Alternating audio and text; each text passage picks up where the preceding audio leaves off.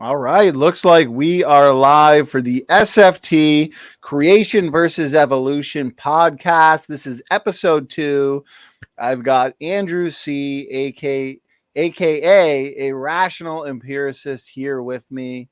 I do want to thank everybody in the audience for being here for our late night podcast show on the creation versus evolution topic.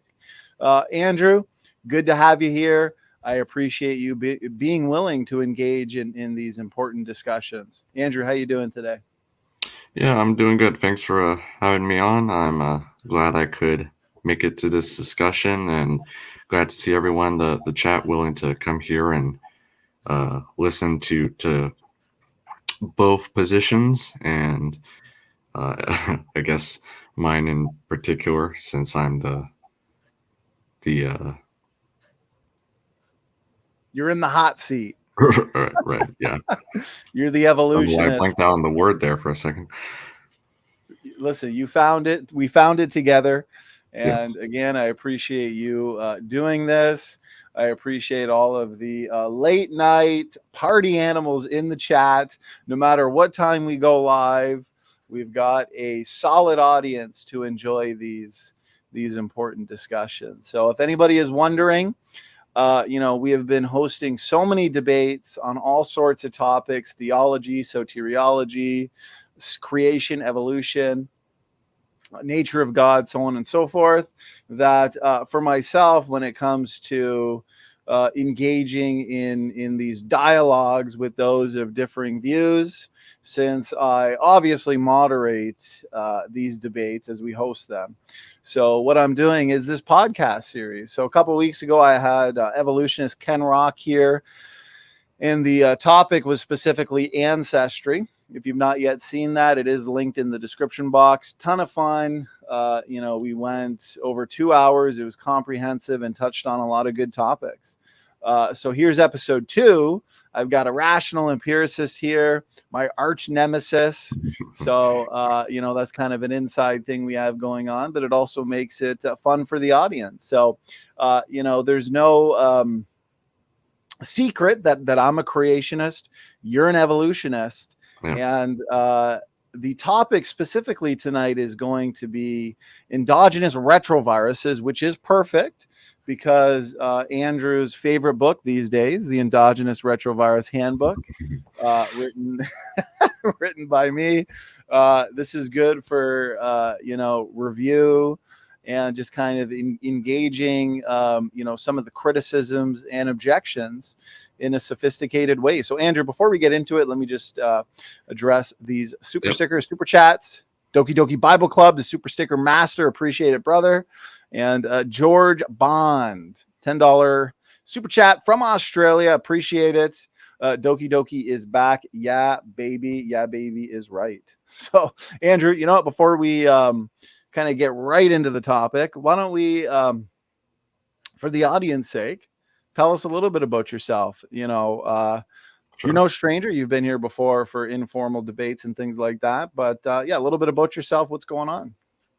Yeah, so my name is Andrew, aka go by Rational Empiricist. Currently a community college student here in California.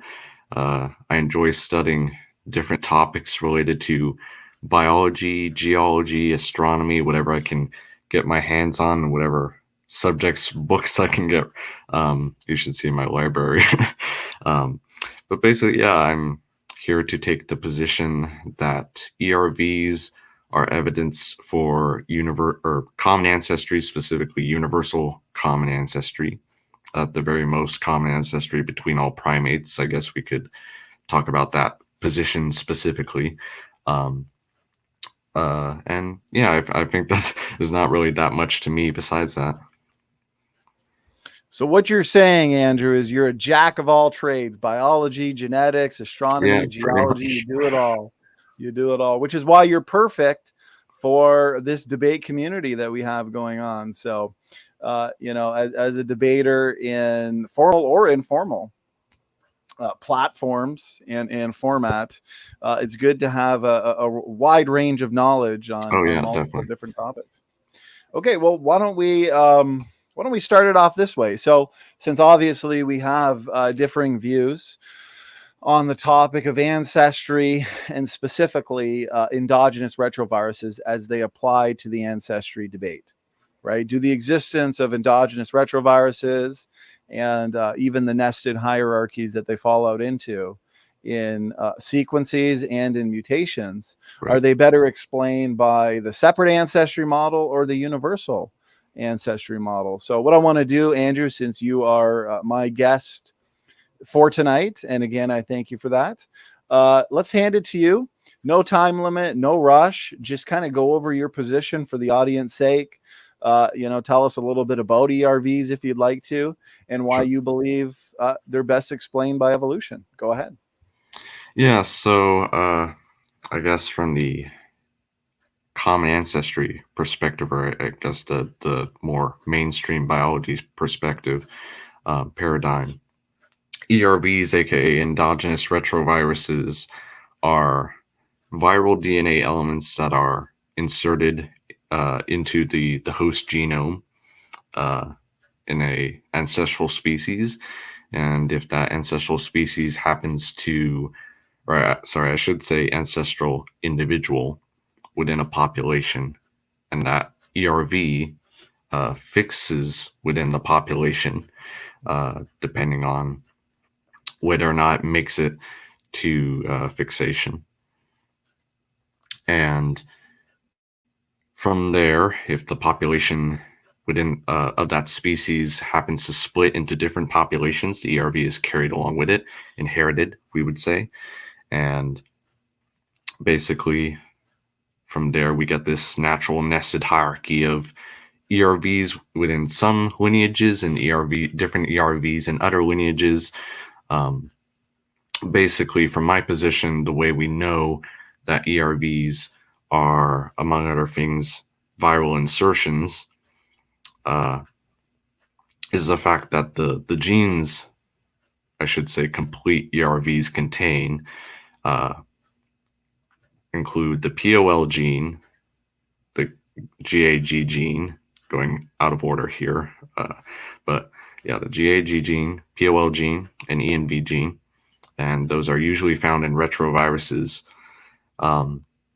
More than that, we also have the long terminal repeats, aka LTRs, at the opposite, I guess, ends of the gene section, basically, for lack of a better phrase there. And apart from that, beside those LTRs, we also have what are called target site duplications. So basically, these are markers of where integrase, one of the retroviral proteins, kind of snips the DNA in two, and that is where it kind of patches itself into the host genome, essentially. You get these two repeating DNA segments on either end.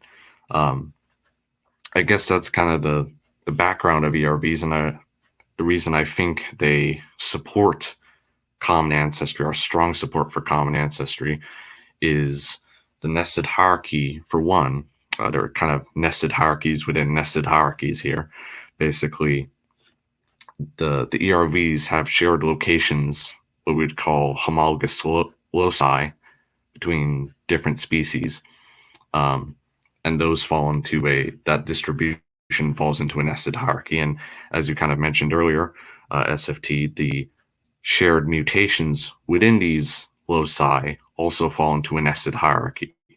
And that, among other things, is kind of the main evidence that supports common ancestry coming from ERVs.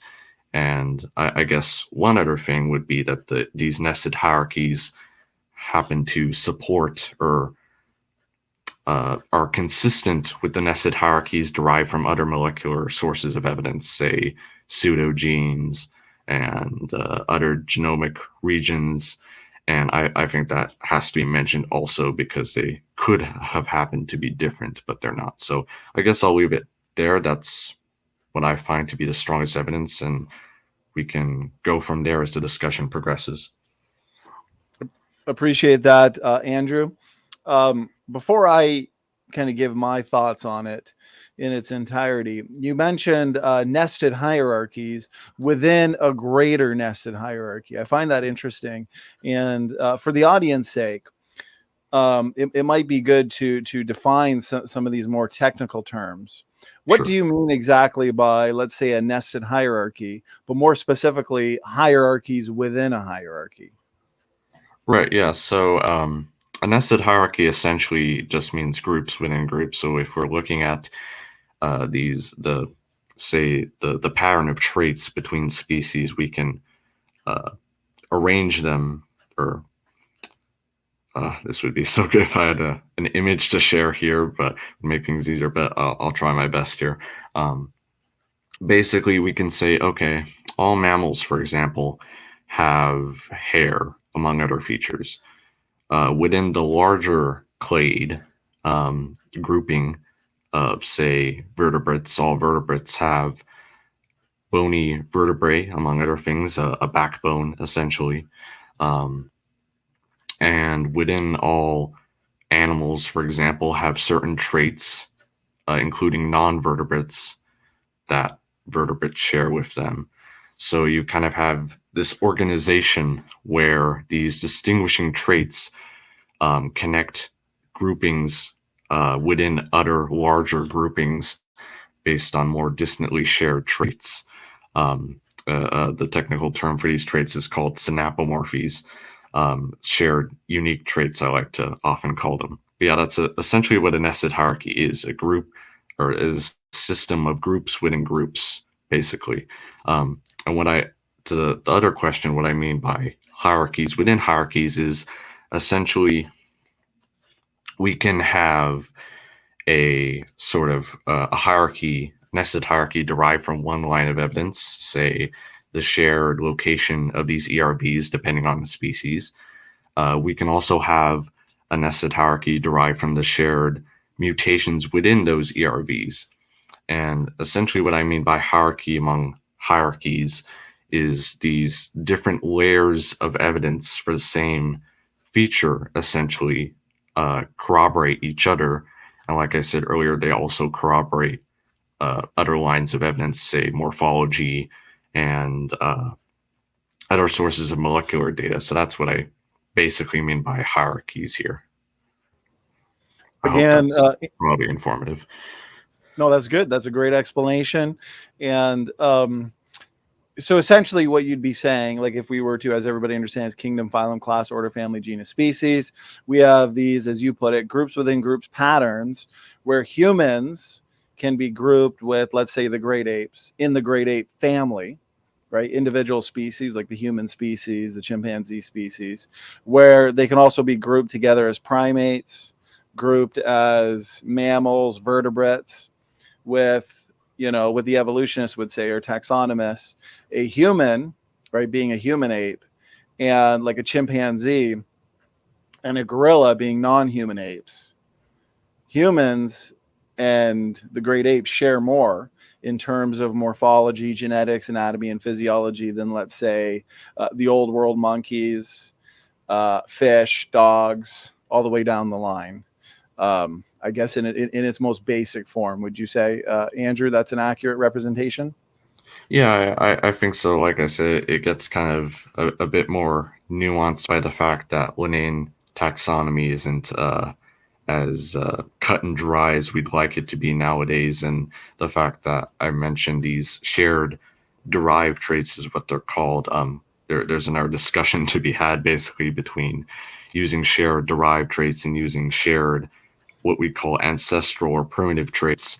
But yeah, that's a fair representation of what a nested hierarchy represents. And those shared derived traits would be the shared derived somapomorphies that you're talking about, correct?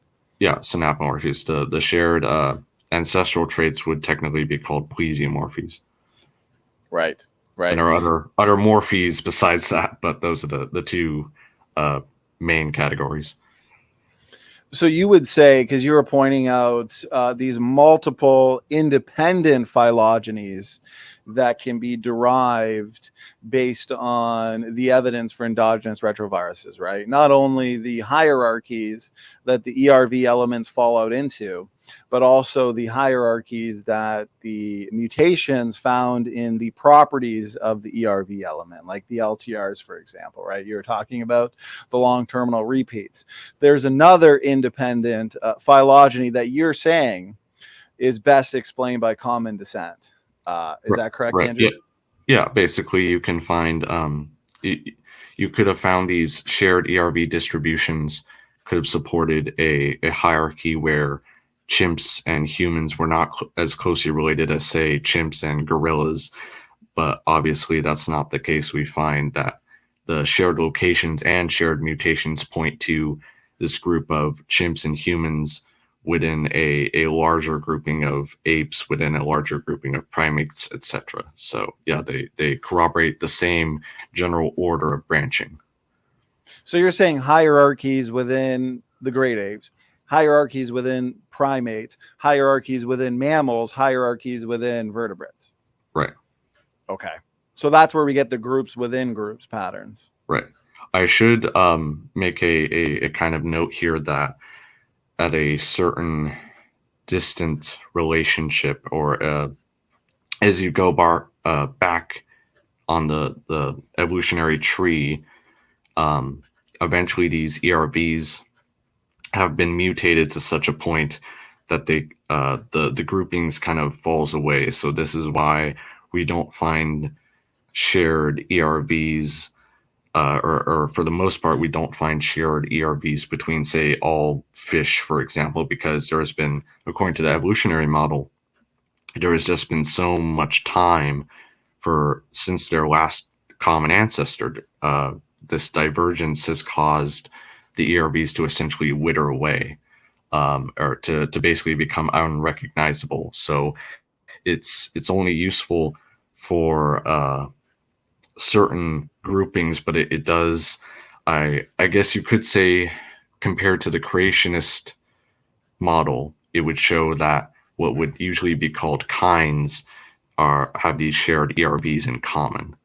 So I guess that's one point that could be made, that it ends at a certain point, but either way it shows that these kinds have some kind of thing going on, basically. So would you then say, Andrew, that your taxonomically restricted endogenous retroviruses, let's focus on just humans, so your HERVs, Right. human endogenous retroviruses, would you say that we would expect, based on the common descent model, that those ERV sequences would be more so complete than what you would say is a shared ERV sequence between a more distant common ancestor, let's say humans and a mouse? Yeah, generally speaking, we can find that for the LTR sequences, for example. According to the evolutionary model, the two LTR sequences on opposite ends of the ERV sequence start out identical and diverge, become more different from each other over time. So yeah, generally speaking, the more time has passed, the more mutations they accumulate, as well, many other regions of the genome for that matter. Okay, so you're talking about the LTRs, the long terminal repeats, right? Right. Is that basically when they go in looking for an endogenous retrovirus and also shared ERV sequences, right? When it comes to the hallmark signs that they would be looking to or looking for to say, okay, here's either a complete ERV or here's a degenerated ERV, right? An incomplete ERV, just pieces of the ERV, I guess. Is it the LTRs that would be the main sign or hallmark of an ERV? Is that essentially what they're looking for in these genetic sequencing? It's one thing, like you said, if it's a complete ERV, for example, you'd obviously be looking for the retroviral genes along with the LTR sequences. But as I mentioned earlier, you also have to, or you're generally looking for the flanking DNA sequences beyond the LTRs, kind of like if the integration is basically an event where a scar has occurred, you're looking for the regions of tissue around the scar that kind of tell you where that scar is located, basically. And in this case, some of those sequences would be these target site duplications. which are kind of for the audience, are these little short stretches of repeating. I wish I had a picture for this. Yeah, basically when you have this certain sequence, for example, and since the DNA is complementary, when the integrase kind of snips it and inserts the retroviral DNA into the host genome, it kind of cuts it unevenly so that the opposite strand has to be replicated. And since DNA is complementary, you get two repeated identical repeated strands basically on opposite ends of the LTRs. And those are target site duplications. So, and you're saying that sometimes the signal is a little more difficult in terms of locating these ERV sequences, because over time, the sequences themselves and the properties associated with them, they become more and more degenerate or eroded due to mutations over time, right? Like those LTRs, the second the exogenous retrovirus infects in the right way and is passed on vertically, the LTRs, right, the ends of the ERV element, you're saying are identical. They have to be identical at insertion, correct? Right, yeah, basically, even if you can have mutations, for example, where the retroviral genes are kind of entirely deleted, but you end up with these solo LTRs, basically, or there might be double LTRs. I haven't really looked at that specifically, but I do know that solo LTRs are remarkably common in our genome, for example. So yeah, essentially you're right there. Okay, so we've got these ERV sequences then, right, being passed on vertically for millions of years, right, being subject to mutation. I like the way you're describing it vertically there. That's a good way to put it. Appreciate it. Yeah, especially for the audience sake, when you think of an exogenous retrovirus, typically you think of HIV, the HIV virus, right? Right. Well, the HIV exogenous retrovirus is not passed on vertically, right, to offspring via genetics, but it is passed on horizontally, right? The ERVs, though, pass on vertically. Right. So if the exogenous retrovirus infects in the right way and in a germ cell and gets passed on to the next generation, every single cell now has that viral genetic material, and now it's passed on generation after generation, where, as you're pointing out, the LTRs are nearly identical, but as time goes on and these ERV sequences are being passed on generation after generation, they're being hit with mutations and therefore becoming more divergent. Actually, this is where they would actually look to a molecular clock in the mutations in the LTR sequences, and determine a time for insertion. So over time, the signal becomes a little weaker because no longer do you have LTR, GAG, pol, ENV, right? You might just have what's called, and you said, a solo LTR. Right. Yeah. That's a good summary. Yeah. Okay. So here's the next question I would have then. Sure. When it comes to the shared ERV sequences, right? Typically, that's what we'll say. You know, the argument goes shared ERV sequences. But in light of everything that we're talking about here, Andrew, how many of these sequences are actually whole, right? Complete ERVs, LTR, GAG, pol, ENV, versus just solo LTRs due to mutations and deletions over time? Right. Yeah. So this kind of gets into the, I guess, depending on the researcher you're talking to, you can get, if they're defining an ERV, basically, like you said, is a complete ERV with all the retroviral genes and LTRs together, then you still have, I believe, probably at least few 10,000, which if you're looking at solo LTRs, or just these LTR retrotransposons in general, which is another kind of way of terming these ERVs, because they have these LTR sequences and they're classified as retrotransposons, hence LTR retrotransposons. Since they make up roughly 8% of the human genome, as far as I'm aware, you find more of these degenerate ERV fragments, I guess you could call them, than complete ERVs. Okay, so we find so more. I don't know the exact numbers here, but I think that's generally the case.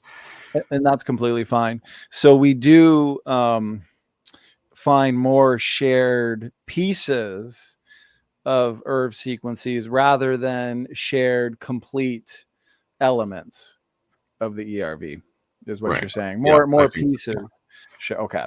But nonetheless, thousands, if we consider the few that are shared that are complete, but then the thousands, would you say pieces, solo LTR, so on and so forth, shared between, let's stick with the primates, shared between chimpanzees, bonobos, orangutans, gorillas? So then are you saying that we would share more complete and incomplete ERV sequences as humans and chimpanzees, let's say? So we share more with chimpanzees than we do with gorillas. And we share more with gorillas and chimpanzees than we do with the orangutans. Is that your position and what you're saying? Right. Yeah, that's the nested hierarchy we're talking about earlier. Right. Okay, so we have a hierarchy in the elements and also a hierarchy in the pieces. Yeah, basically, like I said, it depends on how kind of fragmented they are, how recognizable they are. But generally, yeah, for these, I guess you could call them small-ish groups on the evolutionary tree of life, generally you do find a large number of complete ERVs and ERV fragments that are shared between them. Now, because endogenous retroviruses, because from my understanding, we share them pretty much with all vertebrates. Like we find these sequences in nearly all vertebrate genomes. So if we're just looking at vertebrates, then how consistent is this hierarchy? Once you leave the great ape family, let's say once you even leave, the primate group, okay? How consistent is this hierarchy, or does it start to break down? I guess since the main information or the kind of the main arguments centered around ERVs have to do with primates in general, I'm not terribly sure on that one. Sorry. No, that's okay. I'd be curious. Yeah, I'd have to look into that myself, but at the moment, I just don't know. Let's even stick within mammals.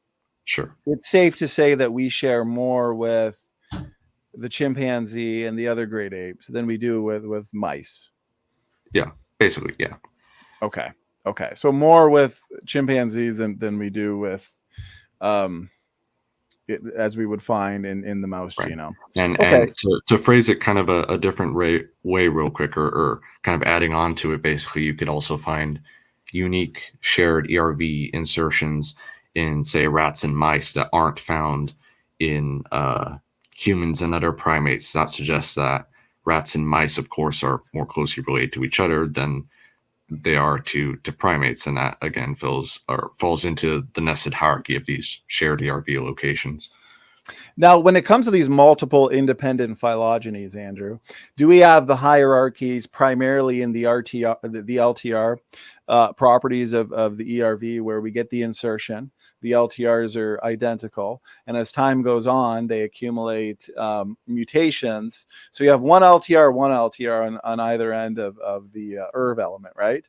So you're saying, this LTR, let's say on the right versus the left, might accumulate more mutations than the left. So the right LTR becomes more divergent than the left, or what would you say, like the percentage? Is that what you mean by divergence, Andrew? I guess it depends how you're looking at it. By divergent, I think you're just comparing one to the other. So it could be that one just happens to accumulate more mutations than the other. I think, at least from my understanding, the more likely outcome is they both accumulate a fair amount of mutations over time, but they're different, unique mutations. So, say you have an A to T in one base pair region, where you have an entirely different substitution in a different region of the other LTR.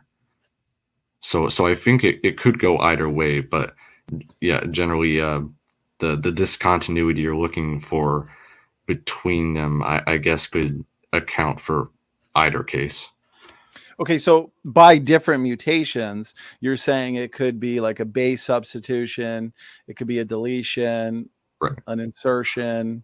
It's not always the same exact kind of mutation. It's not always just a base substitution, you're saying, or it's not Right. always a deletion, it's a mix. Yeah. Okay. Okay, now what about, because again, we're talking about the structure of the ERV, right? LTR, GAG, pol, ENV genes, or properties of the ERV.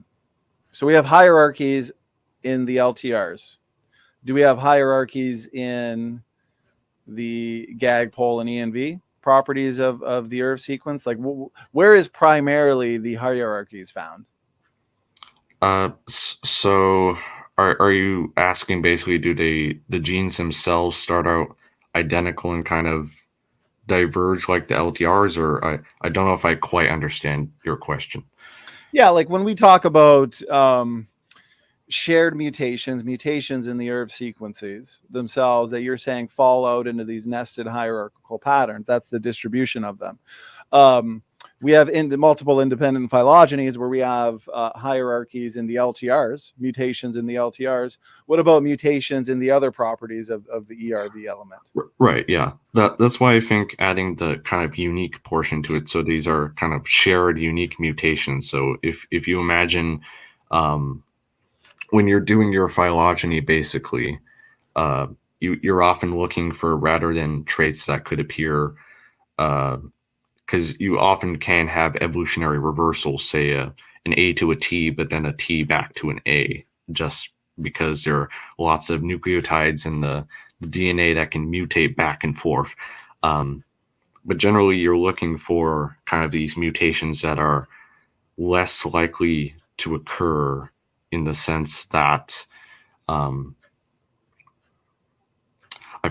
think I'm going off topic here, but yeah, basically what you're looking for is not just shared mutations. You're looking for these mutations that are found in one, that are unique to that one, and in a different ERV from a different lineage, a different location, you also have the exact same shared unique mutation going on. So say you have I don't know, just hypothetical example, you have a small insertion of a few DNA letters into one complete ERV in one species at one location. You have the same insertion in a different species at a different location in the same ERV, and that shows, or the chances of that exact mutation happening in that particular ERV at that particular location of the genome into very to various extent related species is highly unlikely, and that's the kind of the hierarchy going on here. Okay, so you would say then, based on I don't know if I phrased that in a very understandable way, but you can try and help me out here. You're doing good answering these technical questions. So we're getting in the important details, and I appreciate the fact that you're knowledgeable on this. Makes it more fun, right? Makes it more of an engaging and sophisticated discussion. Of course, yeah. So you would then say, I imagine, that given the hierarchies in both the ERV sequences and the mutational discrepancies and the distribution they fall into, right. Even considering the fact that we're looking at different kinds of mutations, right?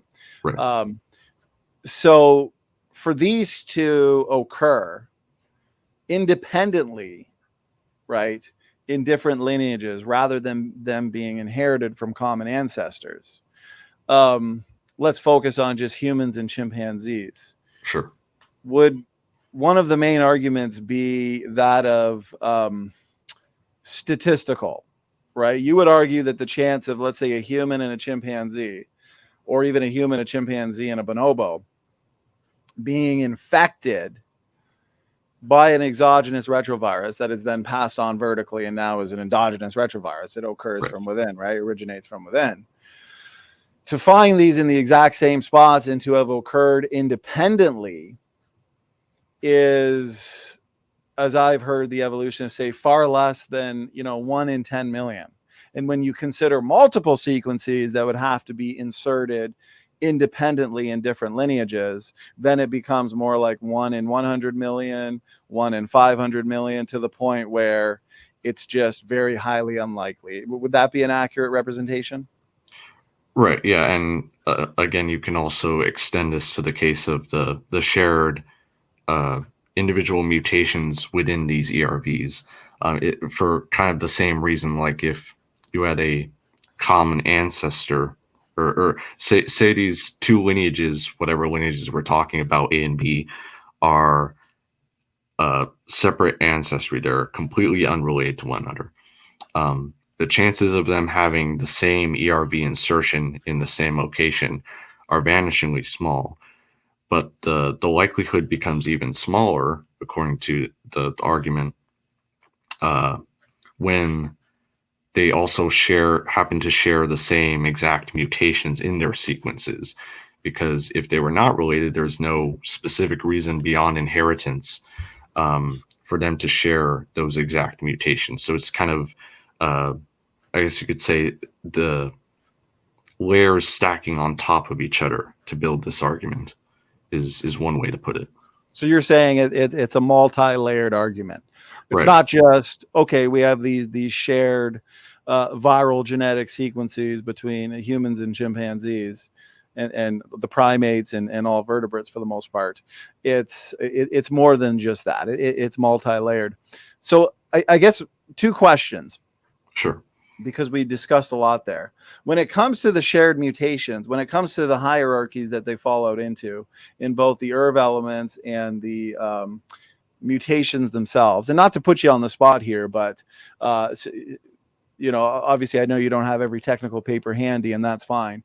Right. What would be the best studies, the best technical papers that have actually documented these hierarchies that we find in the ERV elements and then the ERV mutations?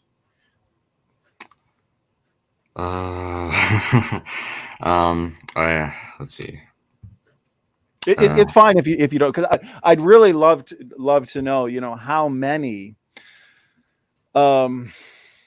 studies, right, comprehensively document this, because I also wonder behind the assumptions of mutations, because Andrew, you and I have discussed at great length the assumptions behind the universal ancestry and separate ancestry models, right? Where the universal ancestry model explains all DNA differences, all DNA, quote unquote, discrepancies as being the result of mutations over time, whether it's a frame shift, an insertion, a base substitution that we were talking about earlier, a deletion. This is all explained by mutations in one way or another. When the creation model, the separate ancestry model, would say, no, mutations do happen, but they are the minority in terms of genetic sequences, genetic elements, and DNA differences, right? We, who hold to the separate ancestry model, we would suggest that the majority of DNA differences found within species, across species, and this goes for DNA elements as well, like ERVs elements, are the result of initial creation, or design diversity, or in technical terms, created nuclear heterozygosity, right? So I guess my question to you is, and I find this shared mutation argument that fall out in nested hierarchical patterns to be very interesting, because I find it curious that in light of the evolutionists assuming that all DNA differences, all discrepancies between species, and obviously within species too, taxonomically restricted, that is, are the result of mutations. So what assumptions would you say the evolutionists are,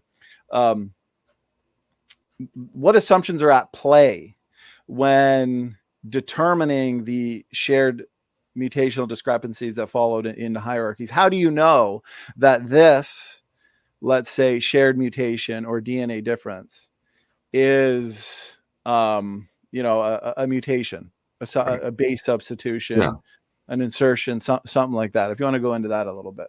Sure. Yeah, that's a fair point. Like, how do we know that these DNA differences are indeed from mutations and not from some other mechanism, whatever that mechanism may or may not be? Basically, one thing I find, or one reason I think mutations are the dominant source of, I guess you could say, ultimate DNA variation, because we know that recombination scrambles or doesn't. Shuffles the DNA, you could say, shuffles the variation around in a population, but ultimately, according to the evolutionary model, DNA differences come from mutations. And one reason why I think, a strong reason why I think mutations are the source of this DNA diversity. Oh, are you still there, Donnie? Oh, yeah. Yeah. Andrew, keep talking. Okay. Sorry, yeah, I don't know if you left the stream for a sec. No worries. Yeah. So yeah, basically the main reason why we usually think that, or we assume that these mutations, or sorry, DNA differences are due to mutations, is the fact that from what we see of mutations that we have observed in the lab, for example, or just kind of a little background here, there are 4 DNA nucleotide types, basically A, C, T, G. But it turns out that these nucleotides, these base pairs, are not exactly the same chemically. So you have your purines, for example, and your pyrimidines, depending on whether there's kind of this 2-ring structure or this 1-ring structure. And it turns out that from mutations that we've readily observed in the laboratory, purines are more likely, not always, but much more likely to mutate into the other purine, and vice versa, than a pyrimidine, and a pyrimidine more likely to mutate into another pyrimidine, and vice versa, than into a purine. So this is, when you get into the phylogenetics, for example, just a side note, this is where in maximum likelihood analysis, you use these probabilistic models of sequence evolution where, for example, not all mutations are equally likely to occur. And that's kind of the one reason why I think mutations are the ultimate source of this DNA variation, is because when we look at, say, DNA differences that we haven't observed occurring in different species, we find that the occurrence of these DNA differences, compared to other sequences and other closely related species, which we can say or hypothesize share a common ancestor, we find that they match the expectations of these probabilistic models, that purines mutating into other purines, pyrimidines into other pyrimidines more likely.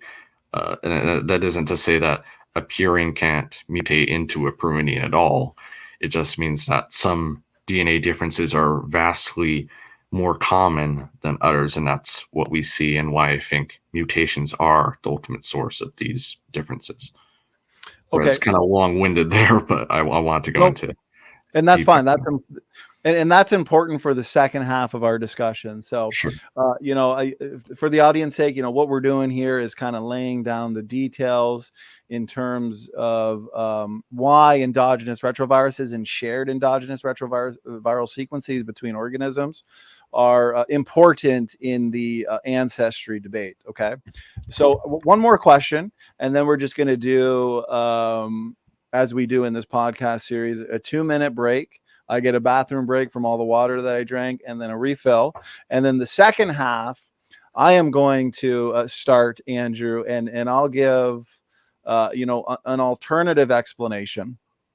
And then, for the separate ancestry model and explaining endogenous retroviruses, and then we'll engage that in detail. So My Sounds good. question is, when it comes to the shared mutational discrepancies that followed into hierarchies, okay, are these fixed?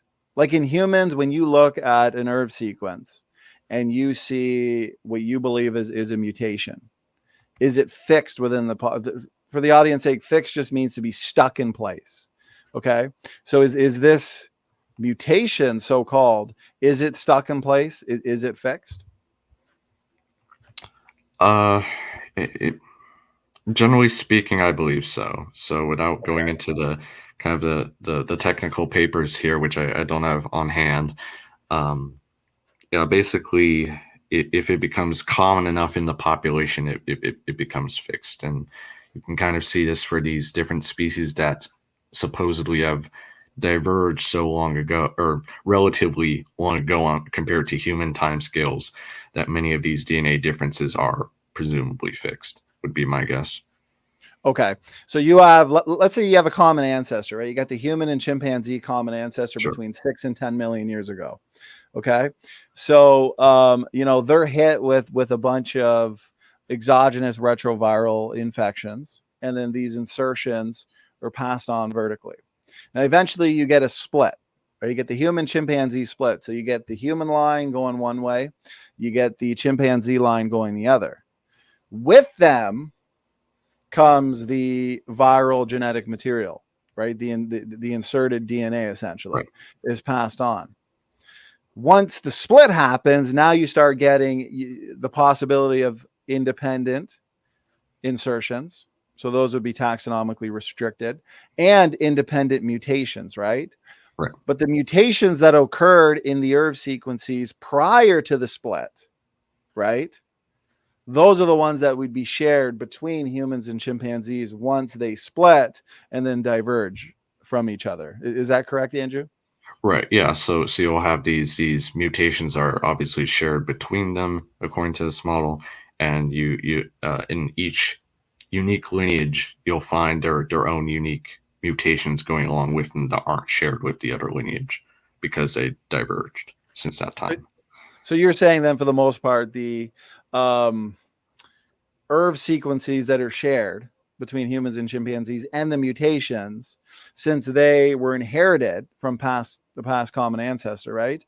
They would be fixed. You're going to find them for the most part in humans and then in chimpanzees, stuck in place overall. Right. Yeah. For the most part. Yeah. Okay. Okay. So I think that's important. We just hit the 50-minute mark. So, Sure. I said one more question, but I do want to point this out in, especially again for the audience sake, and to make this podcast discussion as beneficial and edifying as possible. The most basic, I guess, mutate. I mean, you got different mutations, right? Deletions, base substitutions, insertions, frame shift mutations, insertions, so on and so forth. But the base substitution would be your most basic genetic mutation, right? And that simply involves the you were explaining it earlier, the swapping of one nucleotide for another nucleotide during DNA You can think of replication. it, since these are kind of the smallest changes. One, they're the simplest to occur, and they're much less likely to disrupt anything because they're just changing one nucleotide for another, basically. And how many okay, so how many of those are shared, would you say, on average, like a percentage? Or is that a big bulk of the mutation that's shared? I don't quite know, to be honest, but I would assume so, given how common they are. So I do think it'd be a mix between the two. But yeah, I think since substitutions are generally more the most common type of, or for at least some regions of the genome, then yeah, I'd assume so for now at least.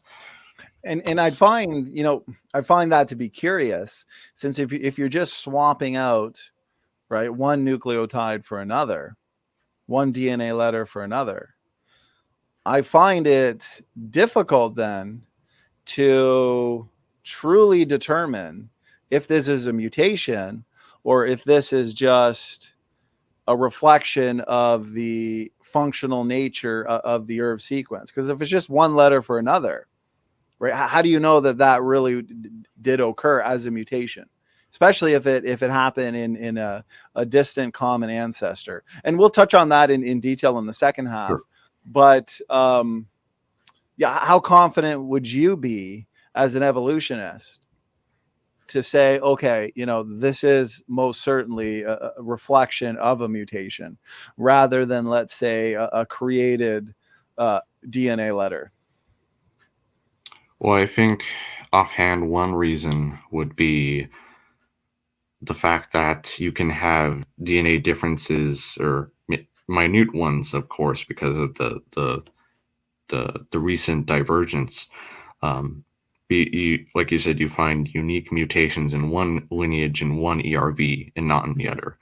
And I think that from what you're saying, if in my view, if they were designed for a specific purpose for that reason, that this wouldn't really be possible if they're highly specified here. Then, at least in my view, there shouldn't be these distinct mutations in either ERV and either lineage that kind of differentiate them, that show that there is variation possible, basically, in the sequence, even though it may be small or large depending on the ERV. Well, here's something that I find interesting. Okay. And this is the last comment I'll make before we go on. Just a 2-minute break here before part two. We're really going to get into the differentiating evidence and kind of engage it. These single base substitutions, or, in other words, these point mutations. Okay, from my understanding, a lot of rare diseases are due to single point mutations, right, Andrew? Sure. Sickle cell anemia, I believe, is due to a single point mutation. I mean, one single point mutation can kill a person. One single point mutation can lead to disease that, the person with the disease, it's harmful, but they can still survive. But the point is, and I'll make the point, I guess, by asking you a question, those point mutations that result in those rare diseases, would those be fixed in the population or unfixed? Well, if they cause these diseases, then they'd most likely not be fixed because of the detrimental effects they have. In order for them to be fixed, they generally either have to be neutral due to genetic drift, or they have to be beneficial to be selected for. Right. Good answer. So this is where I think the important aspect of this debate comes into play, in that we can determine, I think, safely what is actually the result of a mutation based on that which is fixed, that which is unfixed, right? I think we determined for the most part that, these ERV sequences that are shared are stuck in place.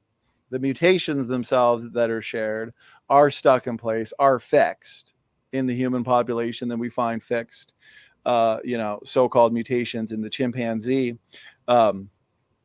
population that are assumed to be inherited from a common ancestor in the distant past, right? But the question is, since they are fixed, maybe they are fixed for a reason. Maybe that is because they are a design difference. And that's where, in my book, I have a whole section that predicts that these shared mutations that form hierarchies, they may be pre-existing.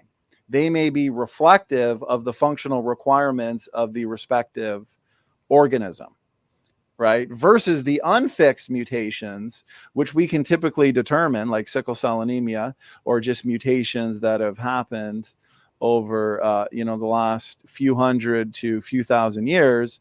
They're not stuck in place, right? They're unfixed. So we can safely say, okay, this is, not a pre-existing difference. Essentially, this is something that has occurred after the fact. Have a quick final word on that. We're going to take a 2-minute break, and then we're really going to get into the meat and potatoes of this, Andrew. And I appreciate your answers here. Go ahead.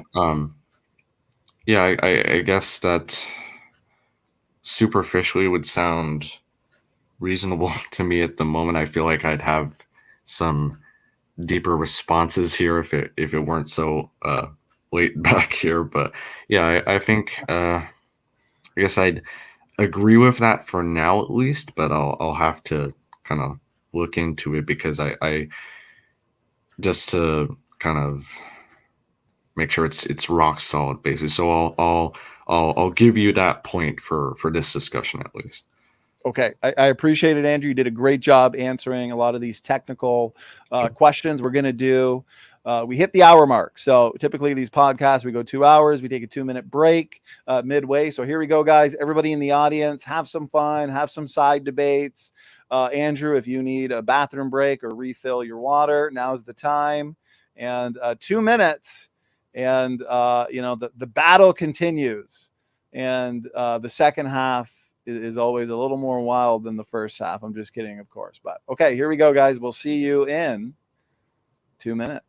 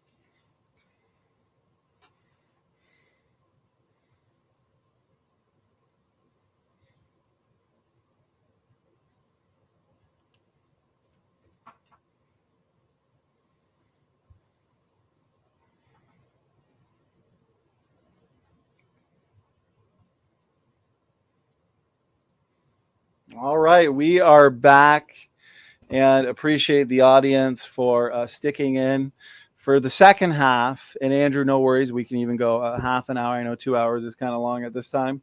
For the second half, I'm even I'll do my best. I'm even switching glasses. I'll so try. I got a new pair of glasses here, and they take a little while to get used to. So, okay, here we go. I do got to say, shout out to Doki Doki Bible Club, the Super Sticker Master, putting my kids through college, brother. So I appreciate that. Okay, so I over an hour ago at this point now, Andrew, I appreciated your opening statement, and also the fact that you did a good job answering my questions to that. So what I'm going to do now is I'll just take equal time, about 5 minutes. Sure. We'll engage my points. A lot of this you've heard before, and that's why what we'll do is engage it. I'll present it for the audience's sake. And then slideshow ready. There we go. I'll just go through a few random slides and also just reiterate some points from the first half. Okay.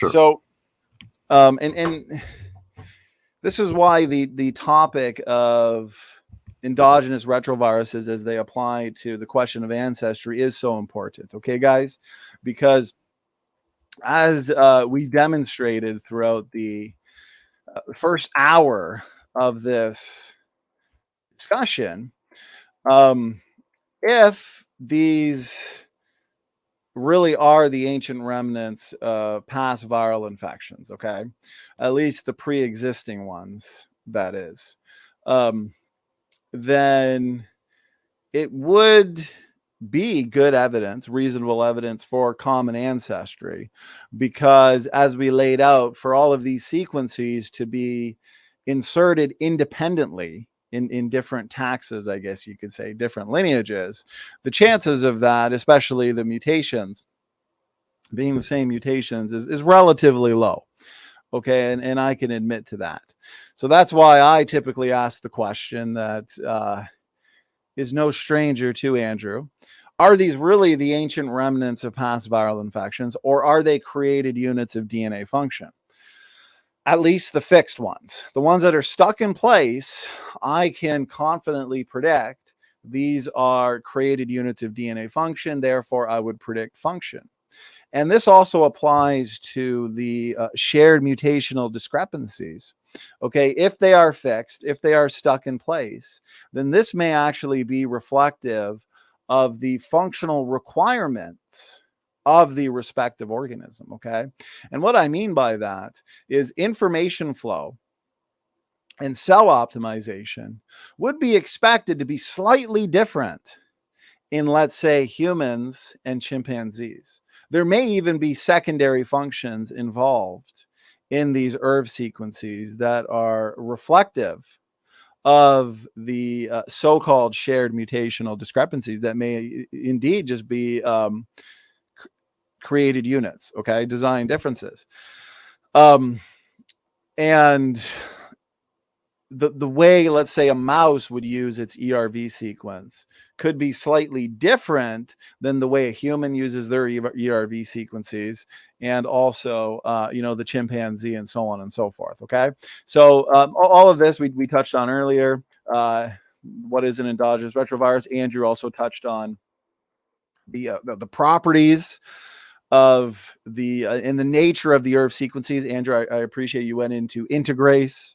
Right. We also have reverse transcriptase. Right. I find this interesting. Retroviruses, however, use a slower, stealthier approach.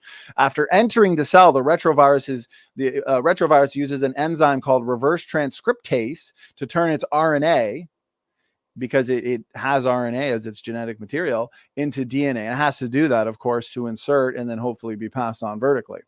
Before making its way to the nucleus. Once in the nucleus, it inserts its DNA into the host genome, and then, of course, we get replication.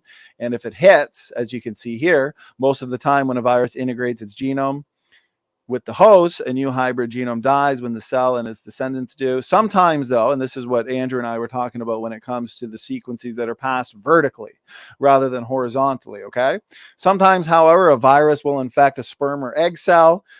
If fertilization occurs, the offspring will have a copy of the viral genome in every single one of its cells. It can pass the hybrid genome on to its offspring, creating what scientists call a fully endogenous retrovirus, because it occurs from within, okay? A fancy term for a virus, as you can see here, that comes from within. We talked about HERVs, right? Taxonomically restricted endogenous retrovirus. The genomic organization and signatures of ERVs, what they look for, the LTRs, the GAG poll, and ENV properties of it. And here's some important questions, okay? Why are there ERV sequences shared between the genomes of organisms? Well, we've discussed. It's either the common ancestry model, which suggests that they're vestiges, and they can be utilized, or looked at as almost a historical record of evolution, common descent. Okay, or are they reflective of common design and design diversity, which has its own set of expectations and predictions? But if they really are created units of DNA function, even if we find functions, even if we find a lot of functions for these elements, okay, these created units of DNA function, as I would propose, there's still the greater question, and this is a good question. If viral-like sequences in the genomes of organisms are functional, why do they bear similarity to viral genetic material? We still have to explain why these ERV sequences, even if functional, still have these similarities, the LTRs, right? The GAG, the POL, the ENV. Why do they still have these similarities to exogenous retroviruses? And this is where I want to get to this slide. Okay, so for sake of time, I said I was only going to use 5 minutes, so I'll just go over this specific paper, but there are dozens of papers here. But this is what I find to be a more interesting and just fascinating function of these ERV sequences, in that they are antiviral protectors. Okay, they protect us from viral infections. This is 2021. So this is new research. And they still say in these papers, when you read them, that they're just in the beginning stages of understanding how endogenous retroviruses protect us from viral infections. There's still so much to learn, they'll say. They'll even say that, these are unexpected. And so they look forward to the future of discovery. What else are they doing? What is the, the nature of this ability, more of the details, essentially. So notice this excerpt from this paper. Long disregarded as junk DNA or genomic dark matter, endogenous retroviruses have turned out to represent important components of the antiviral immune system. Of course, for sake of time, I won't. I've got dozens of papers that talk about how they're functional in gene expression, gene regulation, embryological development. They're functional in, determining cell types, functional in tumor suppression, just a number of things, a couple that come to mind. Not only regulate cellular immune activation, but may even directly target invading viral pathogens. One focus will be on recent advances in the role of ERVs as regulators of antiviral gene expression. Okay, so here's where it discusses the tumor suppression. So the important point about their function in terms of being antiviral protectors is that it turns out that the way that the ERV is structured, their similarities to exogenous retroviruses are needed. Their function is actually predicated on their similarities to exogenous retroviruses, okay? Because they can perform something called viral mimicry as well, where the way that they're structured, that actually helps are necessary for their function in fighting off retroviruses. And I wanted to go to one specific right here, for example.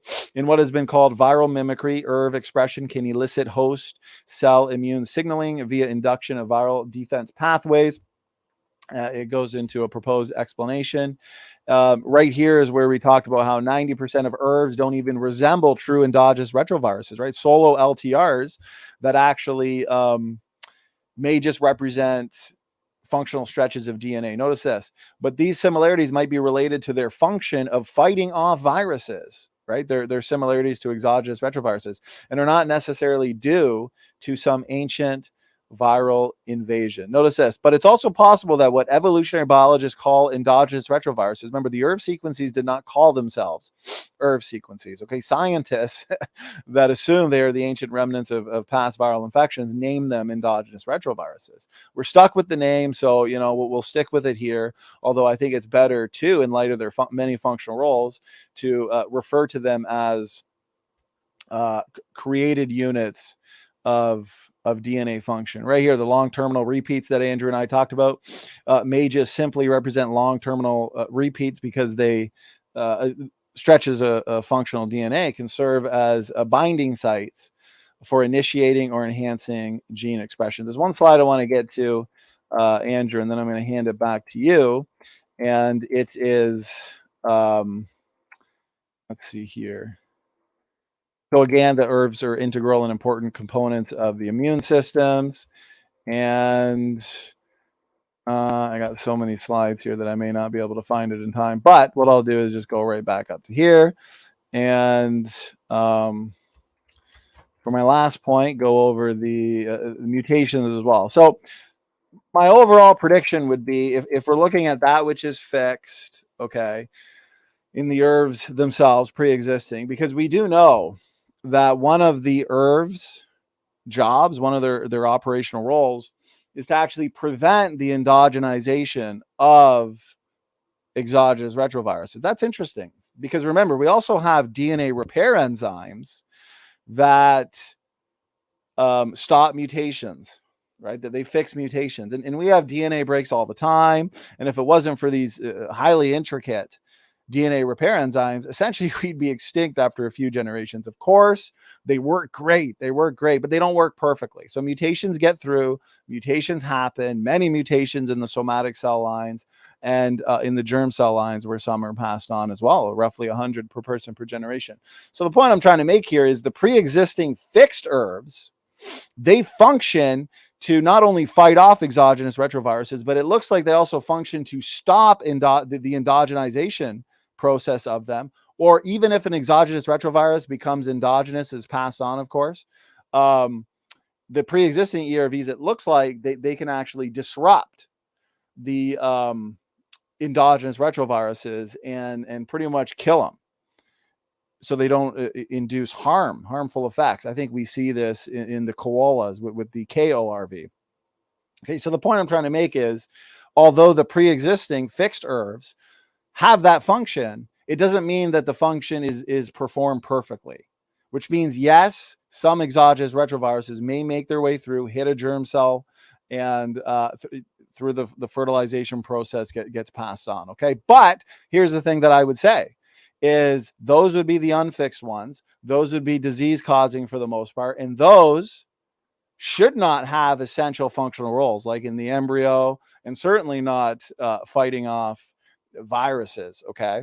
But it's the pre-existing, the fixed ones that I would predict are functional.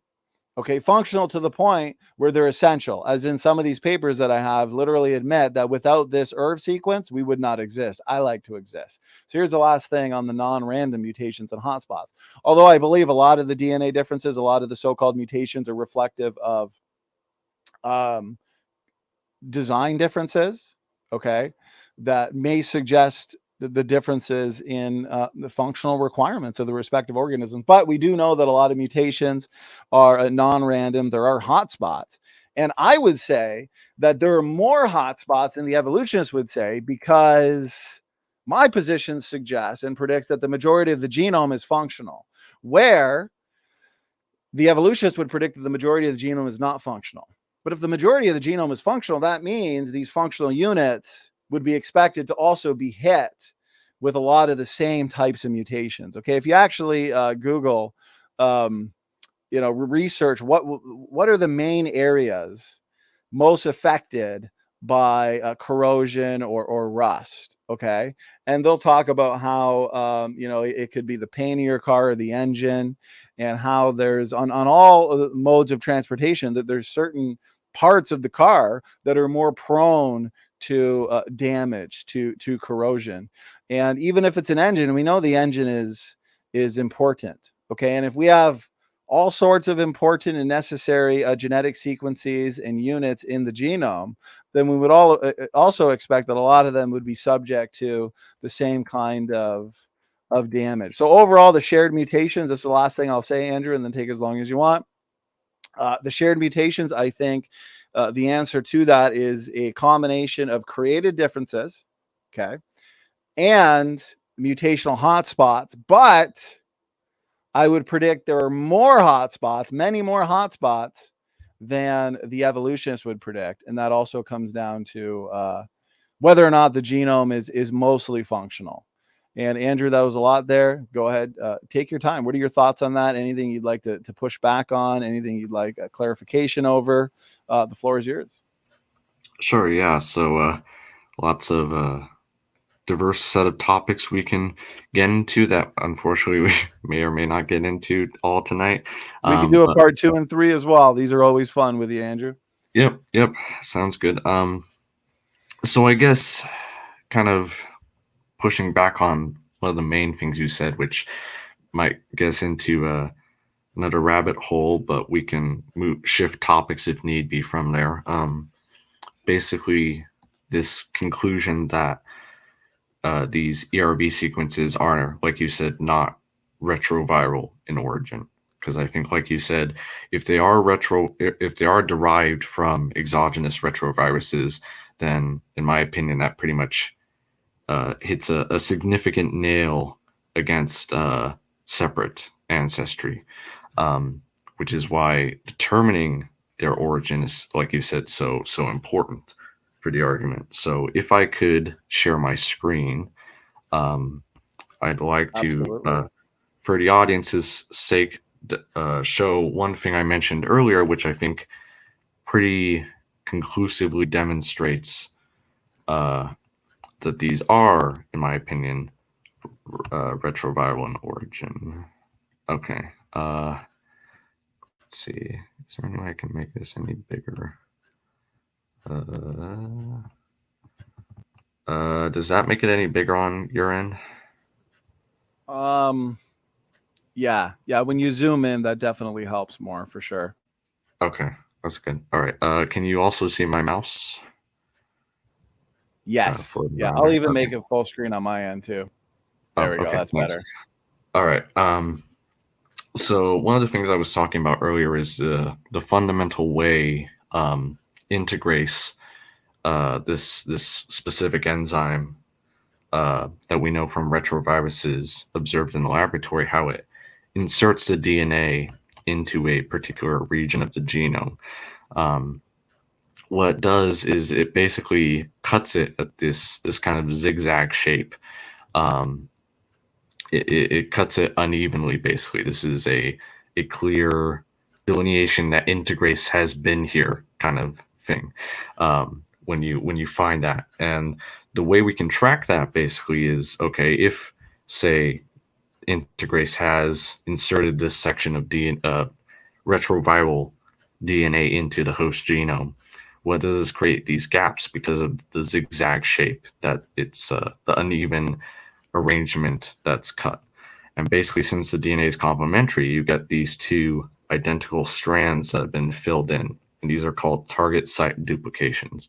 And along with the LTRs and the genes, they kind of show that the picture most consistent is, in fact, that at least for these complete ERVs, which are, as we talked about earlier, very still quite numerous in different lineages, these target site duplications, among other things, show that these ERVs are most likely viral in origin. So I kind of just want to show this graphic for the audience's sake to show what I was talking about earlier, make it a bit more digestible information. But yeah, that's the first thing I'd push back on is I do think these sequences are derived from retroviruses because of these target site duplications, among other things. So what are your general thoughts there? Okay, so overall, you would say that these are, including the pre-existing fixed ones, the result of ancient viral infections, right, that have been passed on vertically due to not only their sequence similarity to exogenous retroviruses, right, LTR, GAG, POL, ENV, but also these target site duplications that you're talking about, right? Right. So you can kind of, like I was saying earlier, you can kind of consider it, if the ERV sequence itself was like a scar, these are kind of the regions of tissue around it that indicate a scar has been formed here, basically by some inflammation of some sort. Okay. In this case, the inflammation would be analogous to the integration for the audience. So if these ERV sequences really do represent scars or genomic fossils, right, of evolutionary history, essentially, then these regions of tissue that we're looking at are evidence of that, would be your position. Right. Basically, because we know that when we observe in the retroviruses today, HIV, for example, and all the other retroviruses, that the integrase it uses creates, like I said, this zigzag shape that leads to these target site duplications. And when we see these TSDs I just want to clarify, you said it's the integrase.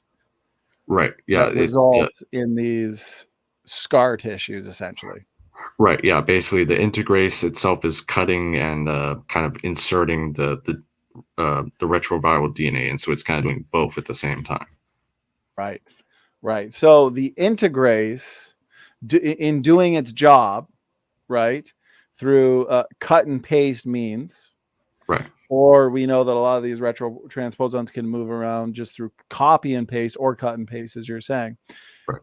When this occurs, this is leaving every time almost a scar. Like if I were to fall on my elbow or something, and I were to get a scar, which I got quite a few scars on my body, it would be kind of silly to say that, you know, these were pre-existing, I were born with them. It's probably better to say, no, that's probably due to an injury in the past. I fell on my elbow or something. Right. And I think, yeah, that's a fair summary. I would say that it would be even more specific to say that, if we know from pre-existing conditions you land on your elbow in X way, you're going to get X scar, then that would show that, okay, you probably landed on your elbow this way some time ago. And like we said, from these the LTR regions that seem to be consistent with this kind of the broader picture here, we can, like I said, take a molecular clock analysis and kind of figure out the order, basically, of insertion. Okay, so let's break this down a little bit. Sure. These are some really good points, Andrew, and clearly you've been studying this, and it makes it a lot of fun. So again, Sure. I appreciate that. So as we've, I guess, where do we start? So as we've discussed, there are a couple of unique aspects of exogenous retroviruses, but we also find these in endogenous retroviruses, are these specific enzymes, the reverse transcriptase and the integrase. Okay, right. Specifically focusing on the integrase here. Well, just quickly note, I will also note the ENV gene, just for science's sake, that these glycoproteins that for the retroviruses at least help them kind of gain access to the cell to begin with. So that's kind of the major proteins involved in overall. Just noting that. Yeah. Right. Okay. So in this process, then, specifically of retroviral integration, right? When the retrovirus makes its way into the host cell, right? And I got a whole section on this in my book too, where the RNA nucleic acid of the exogenous retrovirus, they're eventually released, and when reverse transcription takes place, right, which is pretty much just transcription in reverse. That's really all it means for the audience sake. Okay, so the reverse transcriptase, it binds to the viral RNA to perform reverse transcription. But we also have the integrase, which helps to integrate the DNA of the virus, right, into the DNA of the host cell. And that's exactly why they would call it integrase in the first place. And then at the end of the day, insertase would kind of be weird sounding, to be honest. Integrase flows a little better. So now we've got what's called a provirus, right, which is a combination of host cell DNA and viral right. Yeah, that's a term we forgot to mention earlier, provirus. Yeah. Right. Now, so here's my question, and I'd like if you could reiterate it too, because this is such an important point. Sure. When we get these these scars, okay, are these scars being left there, okay, these signatures essentially for us to see when the either cut and paste occurs or the copy and paste? So you're asking kind of, are these generally left for like, say, DNA transposons, which use the kind of cut and paste mechanism, versus retrotransposons, which use the kind of more copy and paste mechanism? Are you asking, are they found in both, basically? Yeah, like, because we know that, and I think we would all agree, the evolutionists and the creationists, that certain classes of retrotransposons, they can, one of their abilities is to move from one chromosomal location to another. And what I find interesting, and I've got papers I could screen share, the ability of certain retrotransposons, not all of them can do them. It seems like they've lost their ability to mobilize, but many can. When they do move around the genome, they can not only, you know, turn genes on and off, but they can actually result in genetic variation that can be passed on. And what this tells me is there's a lot of latent genetic information in our genome. And because many of these retrotransposons, Andrew, have a gene promoter in them. Okay. Right. So let's say we have a retrotransposon that's stuck in a certain spot within the genome. Okay. Well, if they move, right, a gene that's turned on based on the location of this retrotransposon, if they move, that gene is now turned off. Right. So as jumping genes are popping in and out of the genome in different places, they can literally turn things on and off. And so my point is, when they do mobilize, when they do move around, okay, I would expect them to then leave these signatures, right? These scars. So the scars are being left from movement within the genome, but not from outside. Does that make, like, I would expect the same signatures from a retrotransposon that's moving in the genome, and if it came from outside. Like, how could we tell the difference? I guess my question would be, does that make sense, Andrew? Go ahead. Yeah, that's a good question. So you're basically, just to clarify, you're asking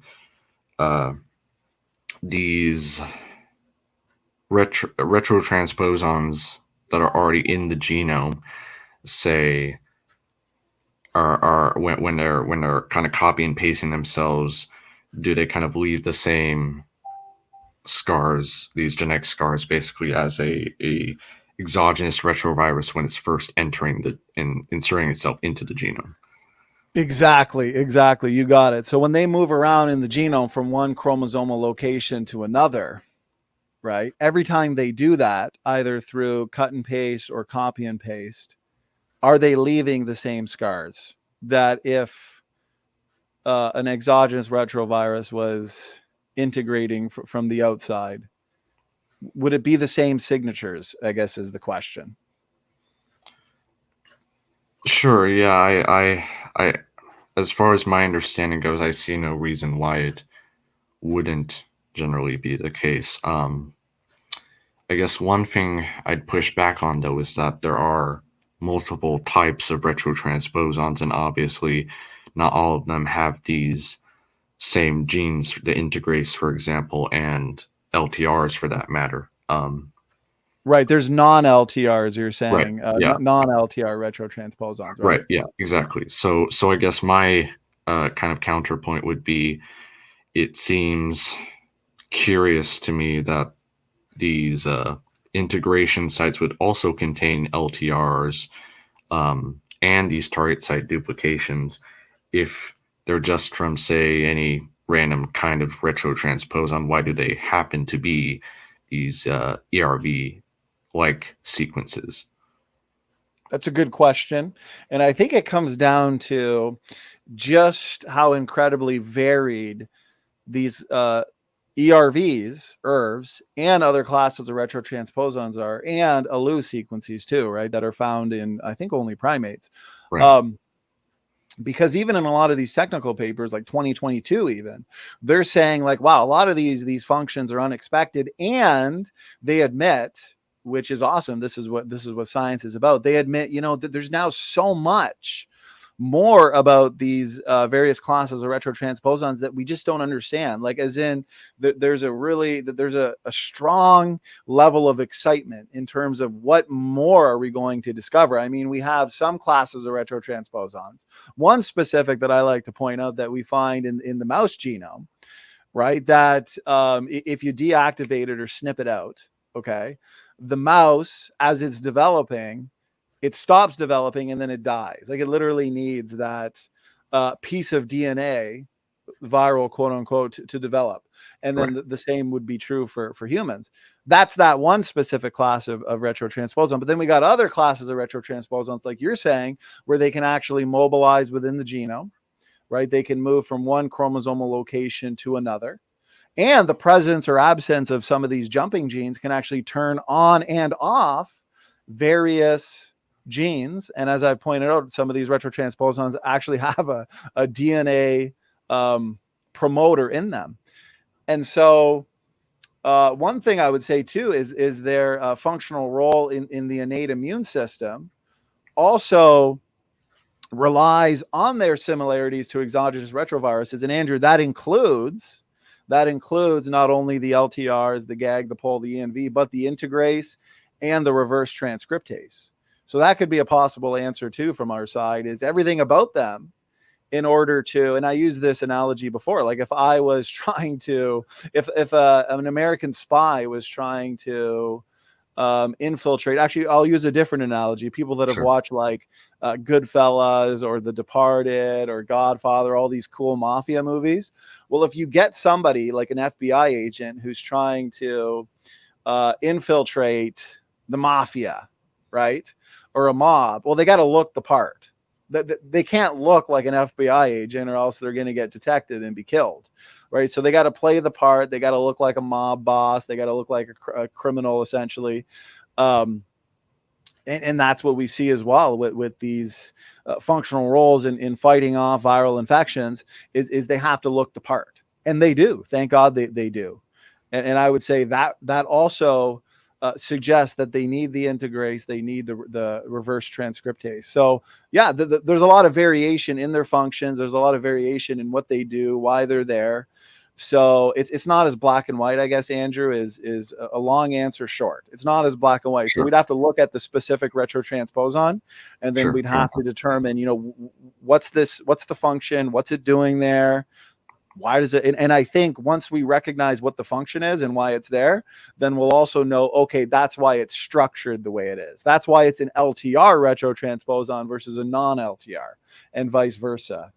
Go ahead, Andrew. Great questions, by the way.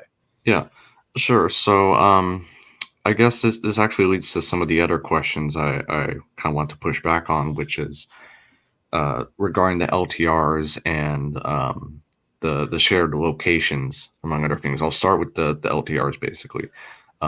So you were talking about, for example, these DNA elements, when they're mobilizing, basically they're cutting and pasting, or copying and pasting more generally, into a different section of the genome. For LTR retrotransposons, specifically, these LTRs can, like you said, obviously serve as binding sites for proteins related to gene expression.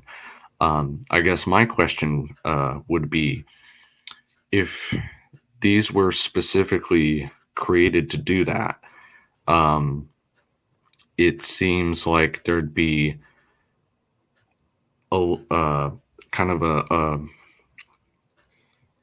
it seems curious to me, I guess I could say, that the designer would make it in such a way that we have these LTR regions related to gene expression, but we also have host genome promoters, like you said, among other things like enhancers and silencers that are also related to gene expression. And so it just seems odd to me, and I'd like to hear your thoughts on this.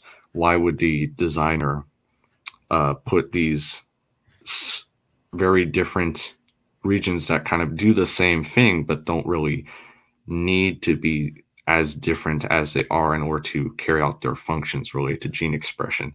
So I'm essentially saying, if most eukaryotes, for example, already have these promoters, why do we need LTRs to be there also? Like, couldn't the designer have also made a different mechanism where he could have put promoters there already, or just a completely different way we haven't thought of, where it didn't have to involve these specific LTRs?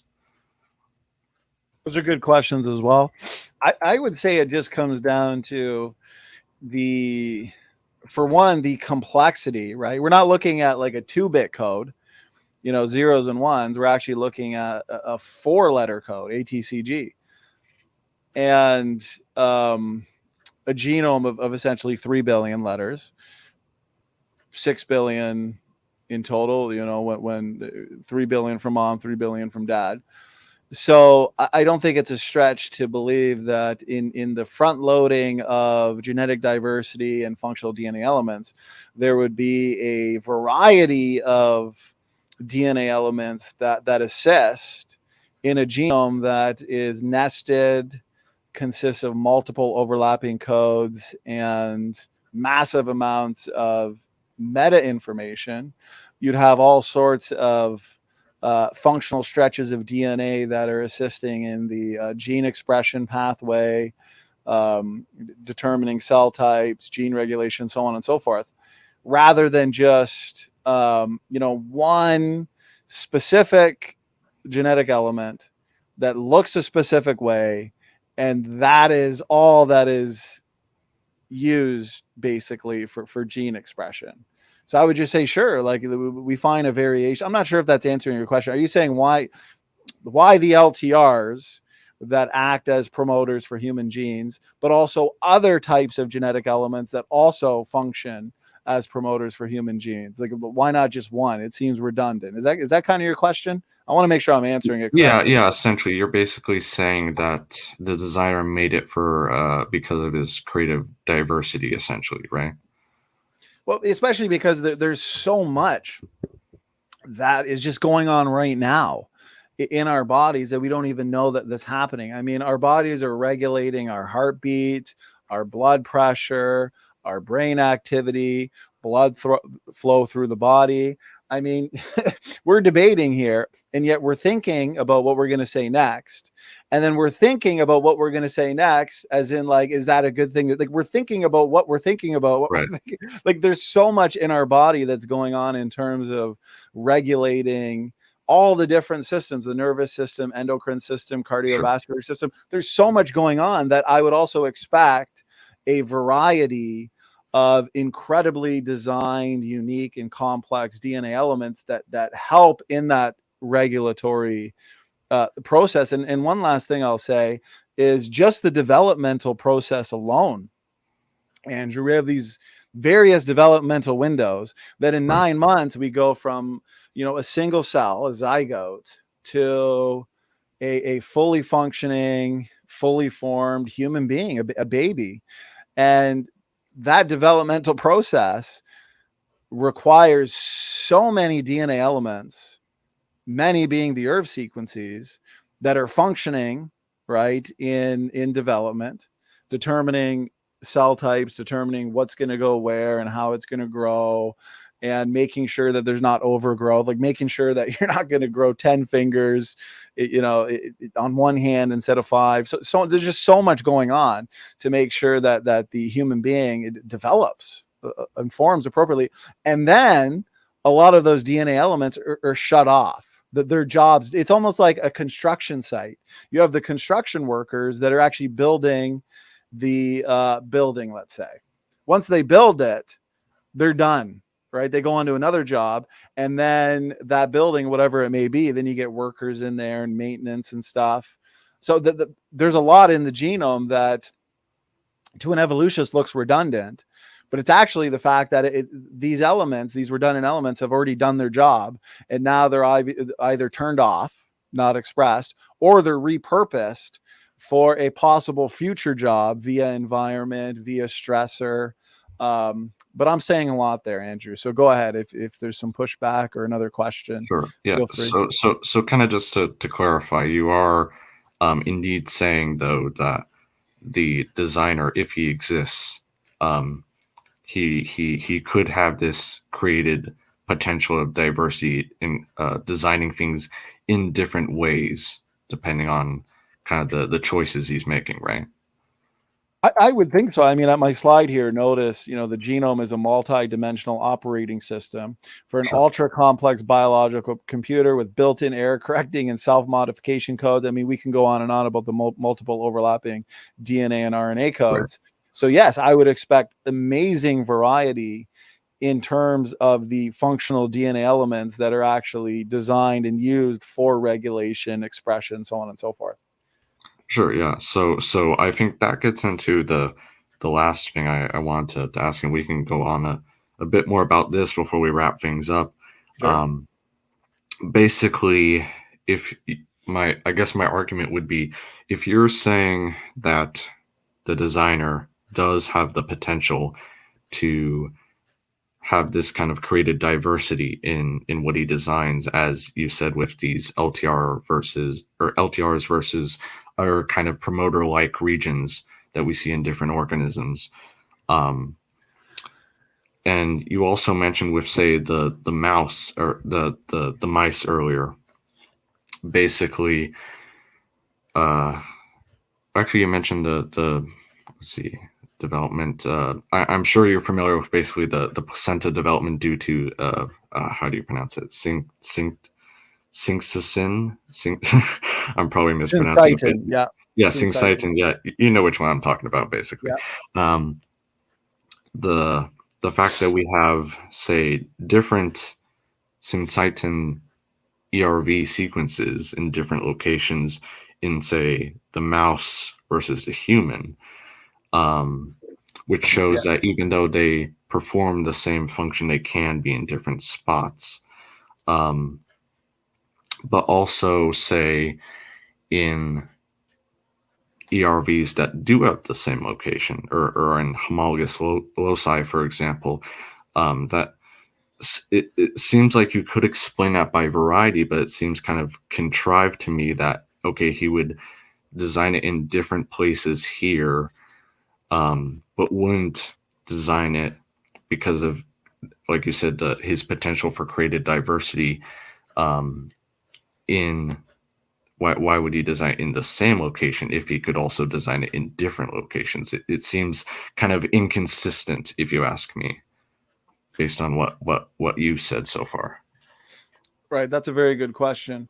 Firstly, before I answer it in great detail, would you say that a lot of these, let's just say genetic markers, okay? Because there's a lot of different types of markers we could look at: pseudogenes, ERV sequences, okay, you name it. These highly conserved mitochondrial proteins as well, right? We can look to like the CO1 gene, or we can look to cytochrome C. You would say, correct me if I'm wrong, especially because one of your expertise, Andrew, is phylogeny and phylogenetic systematics. The reason why, let's say the CO1 gene, or let's say the cytochrome C, okay, one of these ATP synthase proteins, the reason why the human and the chimpanzee, let's say, although that protein has one function, right, one job, the reason why it's slightly different, though, there's a slight variation between the cytochrome C in humans and chimps. The reason is due to common ancestry, as in time since the split. For example, let's say you have a cytochrome C in the common ancestor, humans and chimpanzees split, humans go one way, chimpanzees go the other, then you'd expect some variation since the split. And therefore, there'd be more variation in, let's say, cytochrome C in humans and a mouse, because obviously humans and mice share a more distant common ancestor than humans and chimpanzees. So more differences in these highly conserved genetic markers between humans and mice than between humans and chimpanzees because of time since most recent last common ancestors. Is that an accurate representation, or just want to make sure? Yeah, I think that's good so far. Okay, so you're saying, why didn't God just make them all the same then? Why the variation that looks like common descent? Why not make them the same? Well, why sometimes in different locations? I guess locations? just to clarify, to be specific here, I'm saying, why didn't he make them either all the same or all in different places? Like, why the kind of the combination between the two? Right. And I think that's a good question, because you know what? That is what a combination of the two. That is what you'd expect based on common ancestry and divergence. But one paper here, this is what we're finding. Again, unexpected findings all the time. We're finding that a lot of functional stretches of DNA, including proteins. Like here's a paper, protein moonlighting, I find in nuclear DNA proteins to be rather fascinating. So notice this. A single protein with multiple functions might seem surprising, might seem surprising, but there are actually many cases of proteins that moonlight or have more than one role in an organism. Right. Okay. Now, here's the thing. We're just in the infancy of understanding the DNA language. Okay. So there's a couple things I have to respond to this, because this is a very technical argument you're using. Actually, this is probably one of the better lines of evidence for common descent. And it deserves a technical response. So here's the thing. Since we are in the beginning stages of understanding the DNA language, it's kind of like if I don't understand any Russian, I can't read it, I can't write it, okay? If I was hired to go to Russia to be a proofreader, okay, let's say they got a book, 300 pages, Donny, I want you to proofread this. Tell me, what's a spelling mistake and what's not. I'm going to have trouble doing that because I don't fully understand the Russian language, and I'm going to be looking at it and I'm going to say, this looks like it's a spelling mistake, when in fact, maybe it's not. Maybe that's actually the way the word's spelled. And that's kind of how it is in the DNA language. It's very difficult right now for scientists to actually identify what is a mistake and what is not. What is a mutation and what is not? What is a base substitution? What is an insertion, deletion, so on and so forth. That's how it, and that's why we as creationists, we say, no, we need to understand the fact that what we may be looking at is reflection of design diversity and the front loading of functional DNA elements. How this applies to your argument here is the reason why they don't all look the same and that they may be in different spots. Let's say they look the same in a human and a chimpanzee, or just slightly different, just a slight variation, but a lot different between humans and a mouse. And also it's in a different spot in the mouse than the human and the chimpanzee. Well, here's the thing though.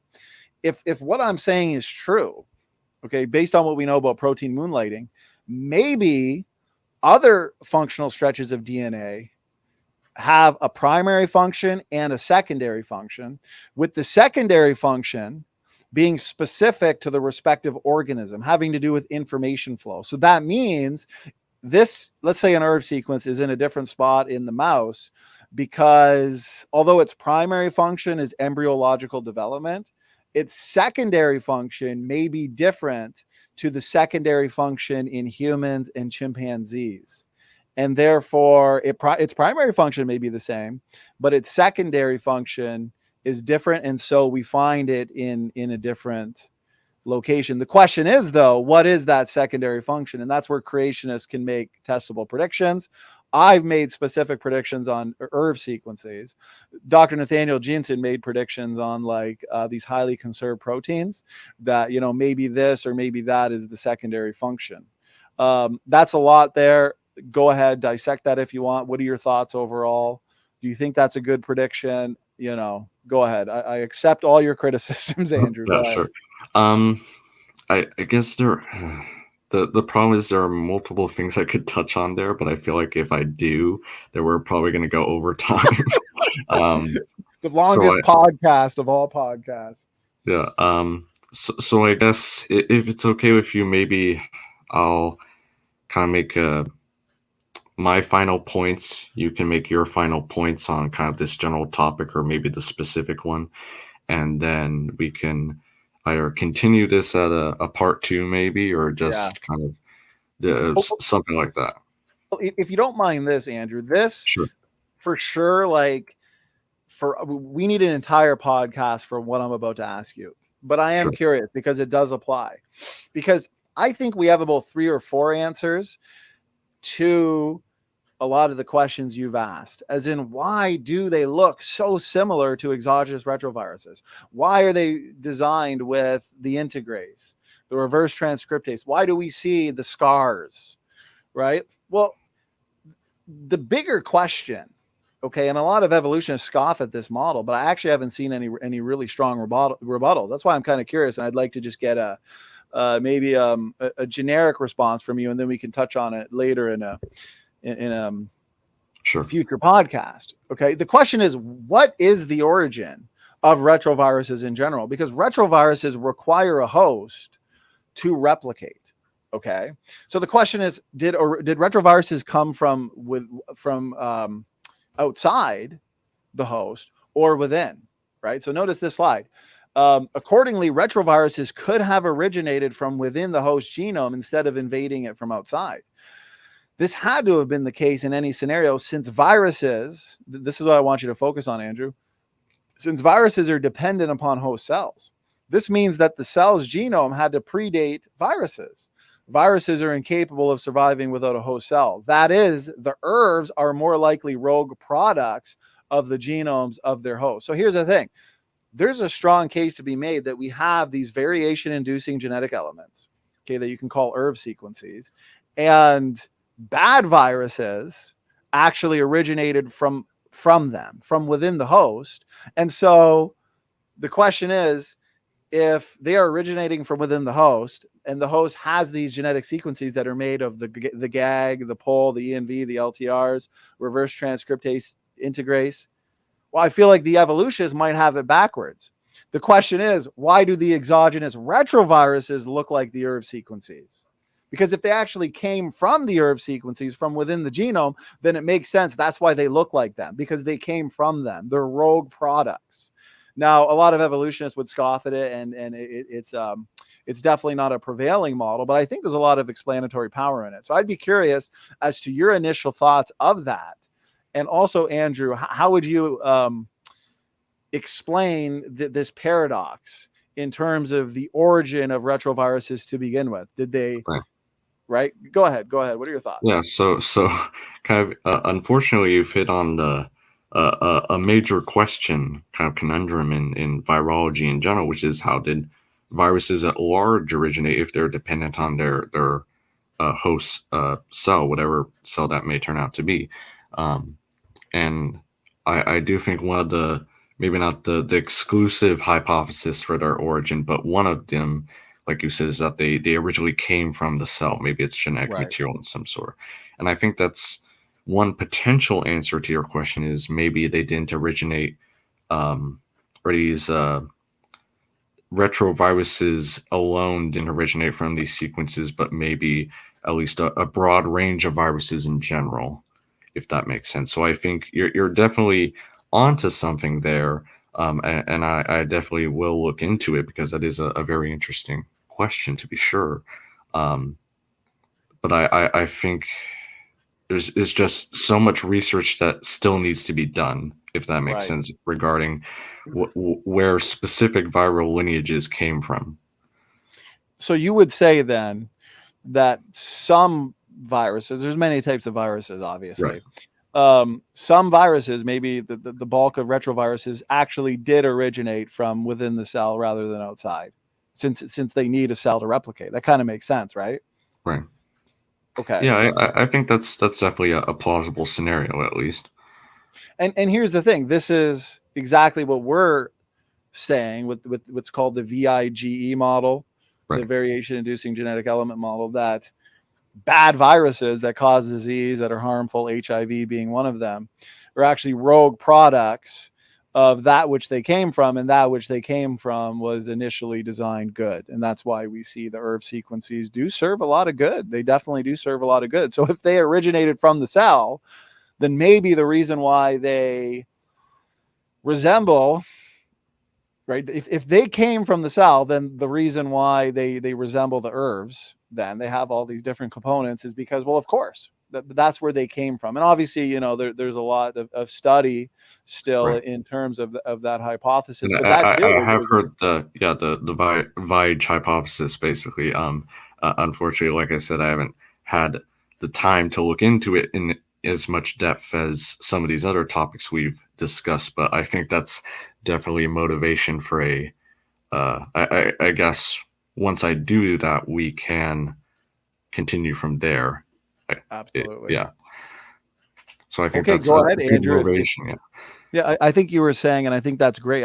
I just stopped screen sharing. We're almost at the 2-hour mark. So Andrew, we made it. Yep. I didn't think Ken Rock and I would make it either. The difference between these podcasts is they're not formal. So there's no really long openings, long rebuttals. We're just talking for 2 hours straight. Right. And that gets tiring, especially on a topic like this. It is so technical, so important. And Andrew, you've been very sophisticated in your dialogue, been very respectful. So what I want to do is go ahead. Anything I said there, wrap up your thoughts, wrap up your points. I'll do the same, and then we'll wrap it up.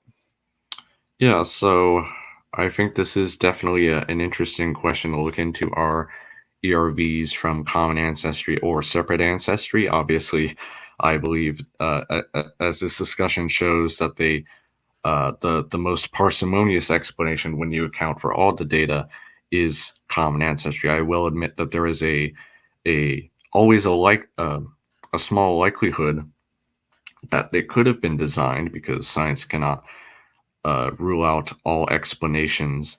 But I do think that it can show that some are more likely to be true than others, in that some are more consistent internally, or more are simpler explanations. And I think, at least in my opinion, the data shows that common ancestry fits that category. But that's just my view, and definitely we'll probably have future discussions where we disagree with one another on that. But I appreciate the discussion we've had. The last one we've had kind of got a bit heated, and that's because there were multiple people in the room. But in this kind of format, I appreciate kind of the cordial back and forth we've had so far. Absolutely. It's exactly why I'm doing this podcast. Sometimes in these open mics, it gets passionate. You got 10 different voices, and you got 10 different people wanting to make their point. So it's hard. And I really wanted to, this was important too, because it's something you can't do in an open mic, is spend an hour like we did understanding the argument, understanding what the problems are, understanding what we need to discuss.